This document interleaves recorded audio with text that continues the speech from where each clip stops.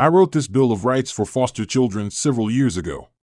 There are other versions, and almost all of them are worth trying. It's your county. What's happening in foster care in America is being carried out with your money and in your name. You have a right to do something about it. The National Foster Children's Bill of Rights. As a child, a ward of the government, and as an American citizen, you are protected by the people of the United States of America, by our laws, by our courts, and by our government. You should be aware that you have specific rights while you are in foster care. Those rights are as follows. You have the right to be treated with dignity and respect and to live in dignity and self-respect. No one has the right to harm you, to strike you, or to commit physical violence upon you. If anyone harms you, strikes you, or commits physical violence upon you, you have a right to discuss this abuse with your caseworker, your foster care provider, teachers, or police officers. You cannot and will not be punished or harmed further for discussing the abuse with these people. You have the right to live in a foster home that is safe, comfortable, and healthy.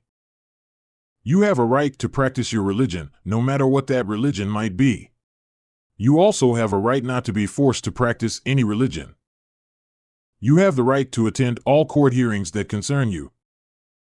You have the right to be represented in court by an attorney. The government will pay the attorney to represent you.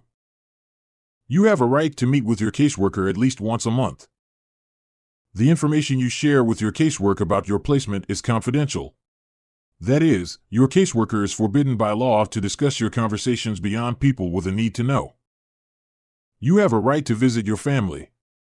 That right cannot not be taken from you, and it is illegal to threaten you with taking that right from you. You have the right to be placed with a relative as an alternative to foster home care. You have a right to live with your siblings, meaning your brothers and sisters. You have the right to live in a foster home as opposed to a group home. You have a right to participate in any plan for your benefit and future. You have the right to be provided with adequate and nourishing food, shelter, and clothing. You have a right to your own belongings. You have a right to keep any money you have earned or been given. You cannot be forced to take medication that has not been prescribed by a doctor and that has the prior approval of your caseworker. You have the right to receive confidential phone calls and to have your mail come to you unopened. At the proper age, you have the right to participate in an independent living skills program. You have the right to file a complaint about the type of care you are receiving from your caregivers or your caseworker. You have the right to prompt medical treatment.